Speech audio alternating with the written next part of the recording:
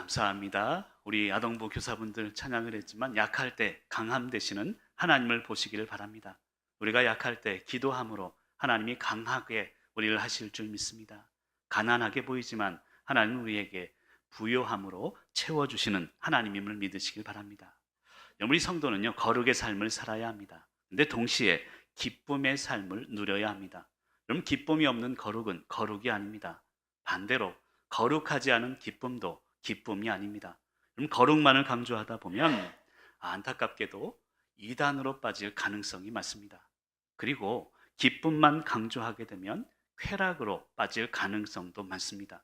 그래서 우리 신앙적인 삶은 거룩이 바탕이 되고 기쁨이 함께 동반되어야 되는 것임을 믿으시길 바랍니다. 오늘 전도서를 통해서 깨달아야 되는 것이 바로 그것입니다. 거룩해야 합니다. 하지만 기뻐해야 합니다. 이것을 바라보며 승리하시는 저와 여러분이 되시기를 간절히 축원합니다. 그럼 지난 한 달 동안 일주일에 한 번씩 장례가 났습니다. 너무도 힘들었습니다. 육신적인 힘듦이 아니라 사랑하는 성도님들을 천국으로 보내야 하는 목사의 마음이 참 안타까웠습니다. 우리가 알고 있는 것 이외에도 언니가 돌아가신 분도 계시고요. 힘들고 어려운 죽음의 시간들을 우리는 경험하고 있습니다. 근데 이 죽음에 대한 생각을 깊이 있게 하면서 깨닫게 되는 게 있습니다. 우리가 흔히 죽음을 생각할 때 절망하기 쉽습니다. 허무감을 느끼게 됩니다. 왜냐하면 죽음을 삶의 끝이라고 생각하기 때문입니다. 근데 우리가 깨달아야 되는 것은 죽음은 삶의 끝이 아닌 삶의 일부분이라는 것을 인정해야 삶의 의미를 깨닫게 되는 것입니다. 그런 의미에서 죽음을 대하는 태도는 생명이 되어야 되는 것입니다. 지금 추석 명절이 얼마 남지 않았습니다. 추석 과일을 생각하면 사과, 배 얼마나 맛이 있습니까? 근데 추석 때 선물해야 되는 이 추석 과일을 보면요, 상품성이 있어야 된대요. 그래서 농부들은 더 신경을 쓴다고 합니다. 이제 상처가 생기면 비싸게 값을 받을 수가 없다는 것이죠. 색깔도 이쁘게 잘 익어야 이것이 상품성이 있다라는 이야기를 합니다. 여러분, 살다 보면 겉모습도 중요하다라는 생각이 들어집니다. 근데 더 중요한 것은 과일의 맛입니다. 여러분, 껍질이야 어차피 벗겨낼 것 아니겠습니까? 그리고 벗겨내야 맛있는 과일의 속맛을 느낄 수 있습니다. 겉모습이 중요하지만 그보다 더 중요한 것은 맛에 있습니다. 근데 더 중요한 것은, 가장 중요한 것이라 할 수 있습니다. 사실은 우리가 버리는 씨에 있습니다. 그 씨에 생명이 있기 때문입니다. 그런데 우리는 그것을 모르고 씨를 가장 하찮게 여기는 그런 삶을 살아가게 됩니다. 여러분, 우리의 삶이 그래야 합니다. 겉모습 중요하죠. 하지만 그것보다 더 중요한 것은 속에 있는 맛입니다.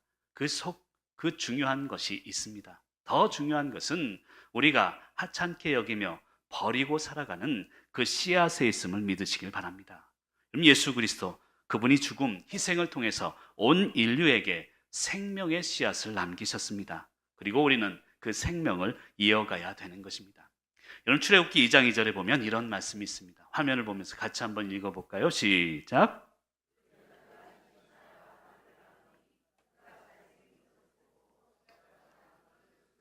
아멘. 저는 2장 2절을 보면서 그가 잘생긴 것을 보고라는 이 말씀이 제 마음에 감동을 줍니다. 그럼 제가 어제요, 우리 작은 딸이 그러더라고요. 갑자기 누우라고 하더니 제 얼굴에 팩을 해줬습니다. 그래서 오늘은 좀 얼굴에 좀 자신감이 좀 붙었는데, 여러분, 아무리 못생겨도요, 잘생긴 면이 있게 마련입니다. 잘생긴 것을 보고라는 뜻은 우리 인생에 힘들고 어려운 그런 부분이 있지만 그래도 하나님이 주신 축복의 시간을 보며 살아가라, 그런 뜻입니다. 그래야 살아갈 수 있습니다. 그래야 사라지는 것입니다. 어머님 생각이 났습니다. 어릴 적에 보면 그때 아무 전기밥솥이 있을 때도 아닙니다. 아랫목에요, 밥 한 공기를 딱 놓으셨어요. 하루 종일 놀다가 추운 겨울에 들어오면 밥 한 공기를 딱 꺼내시고 김치를 딱 얹어주시는데 그게 얼마나 맛있었는지 모릅니다. 어느 날은 간장을 딱 하시더니 참기름 몇 방울 딱 넣고 비벼 먹는데 얼마나 맛있는지 몰라요. 한창을 다 먹고 나서 한 숟갈쯤 남았을까요? 그때 엄마 생각이 납니다. 아니, 엄마는 먹었어? 물어보면 늘 엄마의 대답은 나는 이미 먹었다. 나는 이미 먹었다. 그러면서 하시는 말씀이, 걱정하는 아들을 보며 하시는 말씀이겠죠. 그래도 다 사라진다. 그런 이야기를 하셨습니다. 여러분, 우리 인생요, 다 사라집니다. 힘들고 어렵고 죽을 것 같지만 살다 보면 다 사라지는 것입니다. 근데 전도서를 읽다 보면 전도서에 가장 많이 등장하는 그 표현이 헛되다라는 표현입니다. 솔로몬이 인생을 다 살아보고 나서, 누려보고 나서 모든 것이 헛됨을 역설적으로 강조하고 있습니다. 그래서 전도서 1장 2절과 3절에 보면 이런 말씀이 있습니다. 우리 같이 화면을 보면서 읽어볼까요? 시작.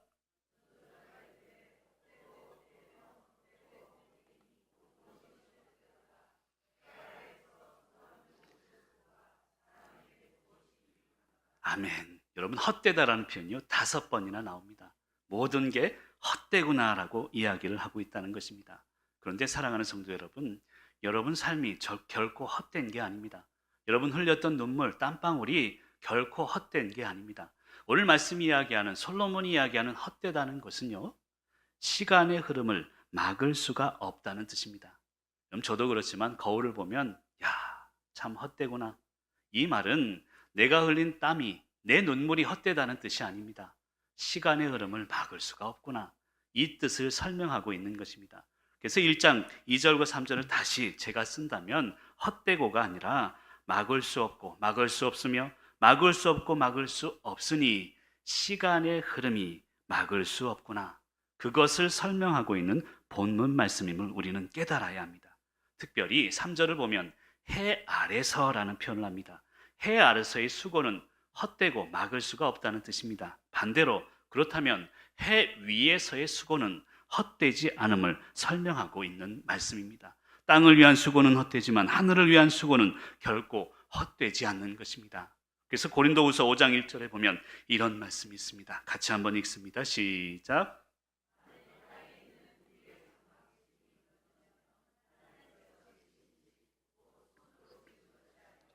하늘에 있는 영원한 집이 우리에게 있는 줄 아느니라. 아멘. 땅을 위한 집이 아닙니다. 하늘을 위한 집을 지어야 된다는 것을 설명하고 있습니다. 지난 주간에 어느 분이 저의 방에 와서 함께 기도하면서 봉투를 하나 주고 갔습니다. 그리고 우리 바나바 부를 위해서 써달라고. 여러분, 결코 부유한 분이 아니세요. 그런데도 불구하고 본인이 갖고 있는 것을 우리 어르신들을 위해 써달라고. 아니, 그거 자기 위해서 쓸 수 있으면 얼마나 맛있는 거 많이 먹겠습니까? 그럼에도 불구하고 땅을 위한 수고가 헛된 것을 그분은 알고 계십니다. 하늘을 위한 수고가 헛되지 않다는 것을 오늘 말씀을 통해 깨달아야 합니다. 오늘 수고는 결국 하나님 안에서 수고, 그것이 가치가 있고 하나님 밖에서의 수고는 헛된 것임을 이야기하고 있다는 것입니다. 오늘 제가 질문을 좀 할 텐데요. 손을 한번 들어주시길 바랍니다. 천국 가고 싶으신 분 다 들으시네요. 내리시고, 이번에는 지금 가고 싶은 분 아무도 안 드는 것 같으네요. 여러분, 천국은 가고 싶어요. 그런데 지금은 아니에요. 이 말의 의미는 뭐냐면 천국은 소망하지만 아직은 하나님, 내가 누려야 될 것 좀 있어요. 이것을 좀 누리고 가고 싶습니다. 그리고 동시에 하나님, 나에게 맡겨주신 사명을 이루어야 합니다. 성전 건축도 이루어야 하고 교회 부흥도 이루어야 하고 우리 사랑하는 성도님들의 이 신앙을 올바르게 이끌어야 합니다. 아직은 천국 갈 때가 아닙니다. 이런 마음으로 하나님께 손을 못 드는 것 아니겠습니까?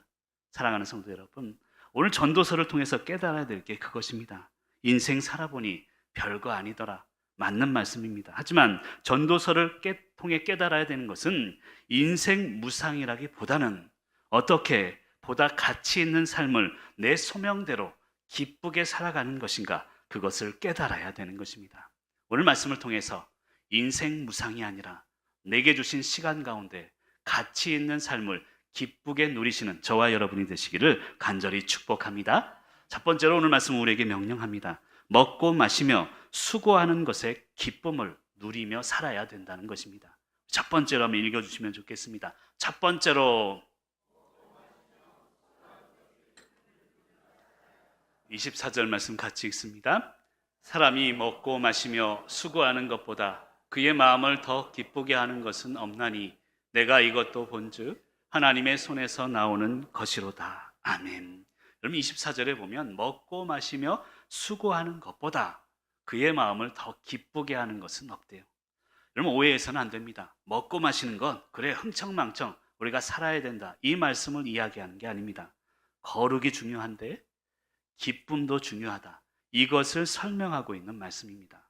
오늘 말씀이 좀 어려울 수 있습니다. 좀 집중해서 들으시면 좋겠습니다. 이 전도서 말씀을 이해하기 위해서는 욕구와 욕망의 그 차이를 좀 이해를 하셔야 합니다. 솔로몬이 헛되다라고 하는 것은요, 욕구에 대한 부분이 아니라 욕망에 대한 부분을 헛되다라고 설명하고 있습니다.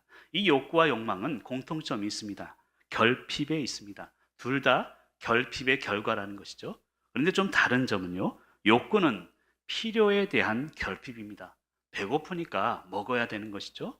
그런데 욕망은 비교에 대한 결핍임을 알아야 합니다. 화면을 한번 띄워주시고요, 한번 읽고 말씀을 들으면 또 도움이 될 것 같습니다. 화면을 한번 띄워주시길 바랍니다. 욕구는 필요에 대한 결핍이고, 자, 같이 한번 읽어봅니다. 시작.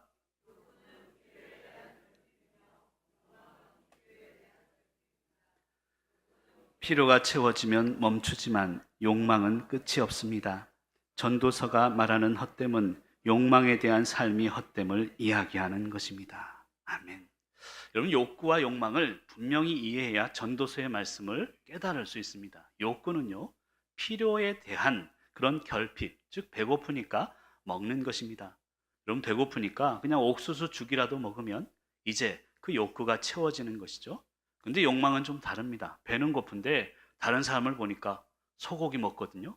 나는 그래 호텔 레스토랑 갈 거야, 이런 욕심으로 채운다면 그것은 욕구가 아닌 욕망이 될 수 있다는 것입니다. 여러분 우리의 삶은요, 욕망을 추구해서는 안 됩니다. 물론 그렇다고 욕구만을 채우며 사는 삶으로 끝이 나서는 안 됩니다. 결론적으로 말씀드리면 우리의 욕구로 시작하지만 이 욕구는 소명으로 발전되어야 된다는 것을 설명하고 있습니다. 그래야 인생이 가치가 있음을 전도서는 말하고 있다는 것입니다. 이렇게 설명을 드려볼까요? 한국 전쟁 당시, 저는 전쟁을 경험치 못했습니다만 얼마나 배고프셨습니까? 얼마나 추우셨습니까? 배고프니까 옥수수 죽이라도 먹을 수 있으면 좋겠다. 이게 쉽게 얘기하면 욕구입니다. 그때의 욕구는 배고픔을 채우는 것입니다. 근데 그때 만약 그래 나는 강남에 아파트 살 거야, 이런 생각을 하는 사람이 있었겠습니까? 욕구는 그 당시에 그 순간적인 필요를 채우는 것이라는 이야기입니다. 그리고 우리 가정을 먹여 살렸고 그 욕구를 통해서 우리 자녀들을 먹였습니다. 그러다 보니 나라와 민족이 부강하게 되었습니다. 한국교회의 부흥의 원동력이 되었습니다. 배고픔의 욕구로 시작했지만 결국 하나님의 소명으로 발전되어야 함을 이야기하고 있는 것입니다. 여러분 24절에 보면 먹고 마시며 수고하는 것을 설명합니다. 그러니까 먹고 마시며 그리고 수고하는 것, 이 두 가지를 좀 구분해서 설명이 필요합니다. 이 먹고 마시며 수고하는 것이라는 것은 한마디로 육신과 영의 조화를 설명하고 있다는 것입니다. 먹고 마시며 수고하는 게 가장 큰 기쁨이구나, 먹고 마시며 흥청망청 살아야지, 그게 아닙니다. 육신 그리고 내 영의 조화를 말하는 본문입니다. 조금 더 구체적으로 설명을 드릴게요. 지금부터는 좀 집중해서 들으셔야 합니다. 여러분 인간을 우리는 잘 이해를 해야 전도서 말씀이 이해가 됩니다. 인간을 구분할 때 육체와 영혼으로 쉽게 구분합니다. 그렇죠? 내 몸, 육체 그리고 영혼이 있다라고 구분을 하는데, 사실은 엄밀히 이야기하면 우리 인간은요, 육체와 혼 그리고 영, 이 두 가지로 이루어지고 있다고 할 수 있습니다. 우리 화면을 좀 띄워주시고요. 인간을 육체와 영혼만으로 구분해서는 이해가 되지 않습니다. 인간을 육체, 혼, 영, 이 세 가지로 나눌 때 육체와 혼이 모여서 육신이 되는 것이고요, 영이 또 있는 것입니다. 이렇게 두 가지로 구분이 되어야 전도서 말씀이 우리가 이해될 수 있습니다. 즉 혼은 땅을 살아가는 아까 얘기한 욕구에 대한 부분입니다. 그래서 먹어야 배고픔을 채울 수 있는 것이죠. 그런데 이 영은 하늘을 살아가는 갈망에 대한 부분이라고 할 수 있습니다. 하나님을 향한 영적인 부분을 우리가 갈망함으로 채울 수 있는 것입니다. 그런데 24절은 먹고 마시는 것, 즉 이게 육신에 대한 것이고 혼에 대한 부분입니다. 욕구를 채울 수 있는 부분이죠. 그리고 두 번째는 수고하는 것, 이것은 헌신을 의미하고 영에 대한 갈망에 대한 것을 설명하는 본문입니다. 말씀이 좀 어렵죠? 쉽게 설명을 드릴게요. 여러분 스트레스를 받고 있죠? 스트레스를 받는다는 것은 내 영이 스트레스를 받는 게 아닙니다. 왜냐하면 영은 하나님의 형상이기 때문에 스트레스를 받는 부분이 아닙니다. 내가 스트레스를 받고 있다는 뜻은 내 안에 있는 내 혼이 스트레스를 받고 있다는 뜻입니다. 영은 스트레스조차 없는 순수한 하나님의 형상이기 때문입니다. 그래서 이 스트레스를 해소하기 위해서 오늘 4시에 아마 남자분들 족구하실 텐데요. 여자분들 나와 보세요. 얼마나 스트레스를 해소하는지 몰라요. 혼에 대해서 힘들고 어려운 것들을 해소할 수 있는 그런 방법들이 있다는 것입니다. 그런데 영은 또 다릅니다. 영은 기도와 말씀으로 채워야 되는 부분임을 설명하고 있습니다. 그래서 오늘 전도서를 통해서 우리가 깨달아야 되는 것은 혼에 대한 부분과 영에 대한 부분이 조화롭게 해결되고 채워져야 우리 인간은 건강하게 신앙생활을 할 수 있다는 것입니다. 그래서 필요한 것이 있어요. 족구도 필요하고요. 어떤 동호회도 필요합니다. 혼에 대한 부분들을 해소하기 위한 것입니다. 그런데 영에 대한 기도와 말씀을 통해서 영을 채워야 행복하게 살아갈 수 있음을 믿으시기를 간절히 축원합니다. 그래서 먹고 마시며 이게 혼에 대한 부분입니다. 수고하는 것 이게 영에 대한 부분입니다. 우리가 기도와 말씀으로 헌신하며 나아갈 때 이것보다 좋은 게 없음을 하나님은 설명하고 있는 것입니다. 사랑하는 성도 여러분, 여러분의 삶을 기쁘게 누리시길 바랍니다. 그리고 동시에 우리에게 주신 영적인 부분을 기도와 말씀으로 잘 채워야 합니다. 영만 채워서도 안 됩니다. 혼만 채워서도 안 됩니다. 조화롭게 삶을 누리시는 저와 여러분이 되시기를 간절히 축원합니다. 그리고 두 번째로 모든 것에는 때가 있다는 것을 인정하며 살아야 우리는 기쁨과 거룩을 함께 살아갈 수 있습니다. 두 번째로 한번 읽어주시면 좋겠습니다. 두 번째로 1절 말씀 같이 읽습니다. 범사에 기한이 있고 천하 만사가 다 때가 있나니 아멘. 여러분 모든 게 때가 있대요. 시간이 있다는 뜻입니다. 여러분 시간을 살아도 같은 시간을 살지만 어떤 사람은 쫓겨다니는 삶이 있습니다. 시간에 늘 쫓겨요. 이 사람 보면 늘 바빠요. 근데 막상 삶의 열매나 결실은 보이지 않는 것 같습니다. 근데 어떤 분은 늘 여유로운데 삶을 보면 또 삶의 열매들이 많이 맺혀지는 것을 볼 수 있습니다. 우리의 삶은 시간을 살아가는 삶인데 시간에 쫓기지 않고 시간에 앞서 살아야 우리는 하나님께 영광 돌리는 삶을 살게 된다는 것입니다. 예전에 이창호 구단, 바둑 구단 아시죠? 그분의 이야기를 잠시 한 적이 있습니다. 이분이요 특징이 있는데 여유가 넘쳐난대요. 아무리 바둑을 두면서도 이제 궁지에 몰려도 전혀 여유롭게 그 위기를 극복한다는 것입니다. 어느 기자가 이분의 삶을 쭉 취재를 했는데 그 이유, 그 원인을 발견했습니다. 그 아버님이요 전주에서 시계방을 60년을 하셨대요.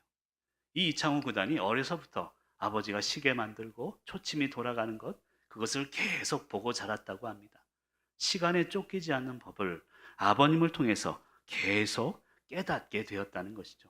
사랑하는 성도 여러분, 이 시간 모든 것에 때가 있음을 인정하며 여유 있는 삶을 살아갈 때 우리의 삶은 하나님께 영광 돌리는 삶을 살게 될 줄 믿습니다. 근데 2절 이하를 자세히 보면 이 시간에는요 때에는 양면성이 있습니다. 축복의 때가 있고 고난의 때가 있습니다. 늘 함께 존재한다는 것입니다. 그래서 우리는 늘 축복을 조심하고 고난을 감사할 수 있어야 합니다. 한번 따라할까요? 축복을 조심하고 고난을 감사합시다. 왜냐하면 우리의 시간은 축복과 고난이 계속 연결되어 있기 때문입니다. 축복의 시간에 오히려 축복을 조심할 수 있는 겸손이 있어야 합니다. 고난의 시간에 고난을 오히려 감사할 수 있는 담대함이 있어야 우리에게 주신 시간을 여유롭게 살아갈 수 있는 것입니다. 여러분 솔로몬을 한번 보시길 바랍니다. 온갖 부귀영화를 다 누린 분입니다. 가장 찬란한 시절을 겪었습니다. 모든 것을 누려본 사람입니다. 남자분들 부러워하실지 모르겠는데 아내만 1000명이래요. 아무도 부러워하지 않으시네. 저 같으면 한 명도 힘든데 얼마나. 여러분, 모든 것을 누려보고 나서 마지막에 그가 느낀 것은 헛되다라는 것을 설명하고 있습니다. 그런데 우리가 깨달아야 되는 게 있습니다. 솔로몬이 이야기하는 것은요, 전도서를 통해 이야기하는 것은 인생 열심히 살아봐야 헛되다, 이게 아닙니다. 정해진 시간 속에 목적을 향해 살아가야 함을 말하고 있는 것입니다. 화면을 띄워주시고 한번 읽어볼까요? 같이 한번 읽어보겠습니다. 화면을 띄워주시고 같이 읽습니다. 시작.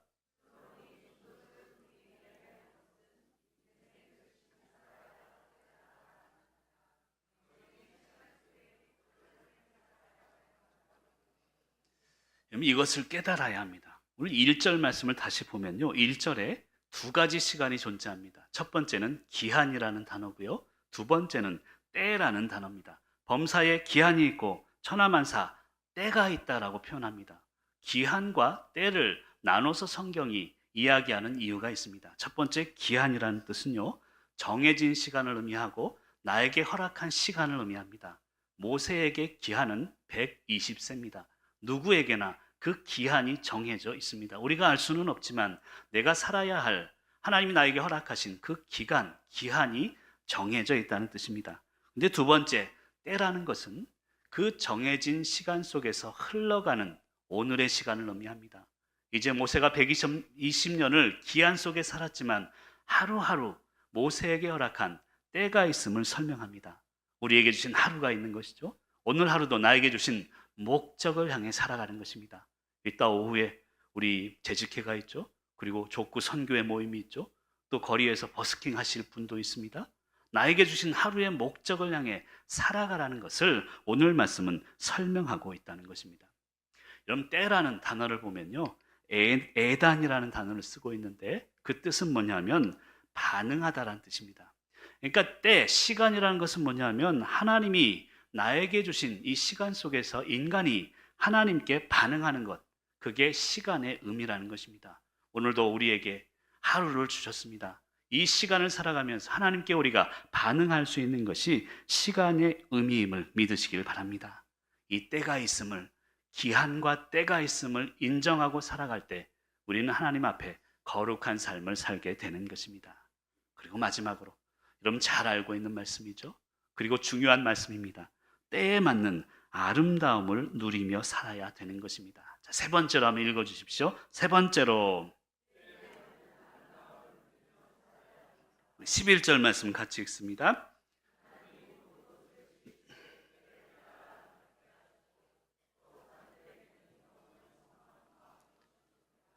그러나 하나님이 하시는 일의 시종을 사람으로 측량할 수 없게 하셨도다. 아멘. 11절에 보면 때를 따라 아름답게. 청년의 때는 청년의 때대로 열정적으로 사는 아름다움이 있지만 할아버지 할머니가 되면 손자 손녀를 돌보는 또 다른 아름다움이 있다는 뜻입니다. 때에 맞는 아름다움, 모든 나이에 맞는, 모든 상황에 맞는 아름다움을 찾으며 살아가라는 것입니다. 왜 우리 주름살이 아름답습니까? 우리의 삶이 왜 아름답습니까? 내 삶에 슬픔과 기쁨이 녹아져 있기에 우리의 시간은 아름다운 것입니다. 그것을 깨달아야 합니다.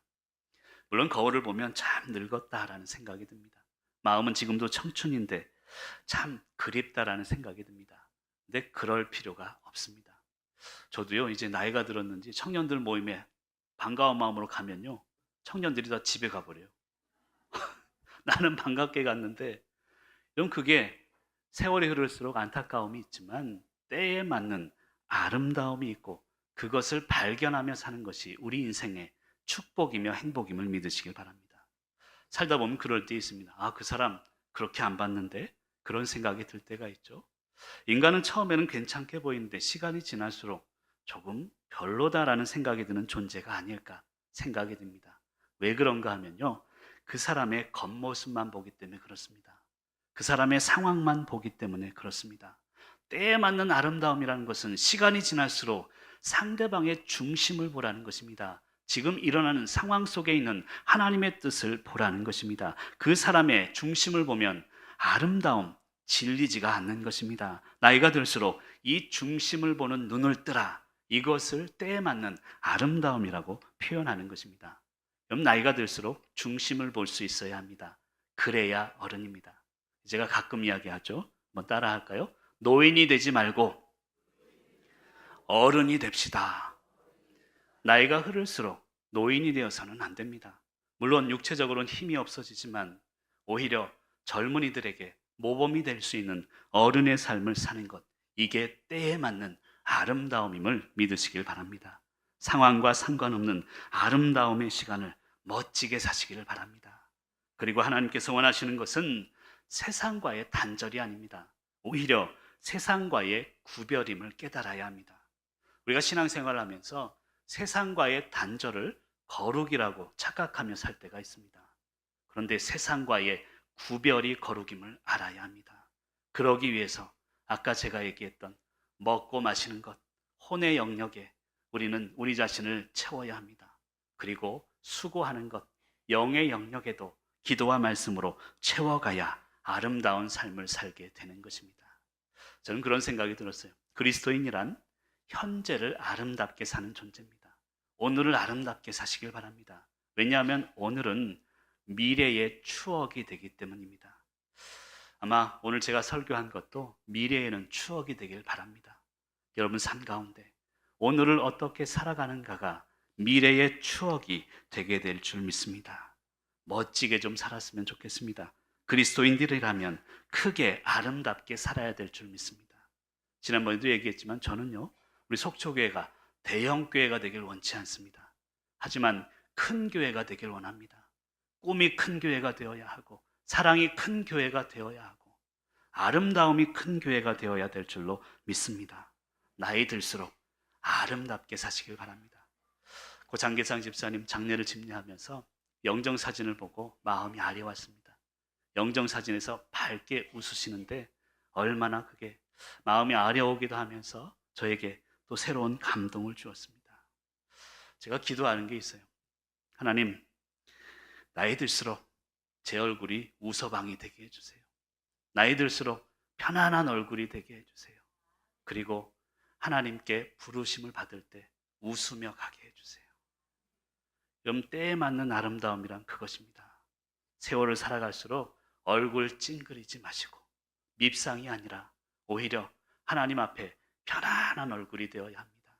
나이가 들수록 웃는 얼굴, 그런 얼굴로 우리의 삶을 살아가시는 저와 여러분이 되시길 바랍니다. 마지막으로 11절 중반부에 보면 영원을 사모하는 마음을 설명합니다. 우리 모두는 영원을 사모하는 하늘나라를 사모하는 그런 마음으로 살아가야 합니다. 때를 따라 아름답게 하시니 영원을 사모하는 마음으로 오늘도 천국의 마음으로 이 땅을 살아내시는 저와 여러분이 되시길 바랍니다. 다 사라집니다. 다 하나님의 은혜로 살아가게 되는 것입니다. 이 세상 땅을 살아가면서 이것 저것 때문에 서로 아웅다웅하기보다 세월이 지날수록 웃는 얼굴로 살아야지. 그런 믿음으로 승리하시는 저와 여러분이 되시기를 간절히 축원합니다.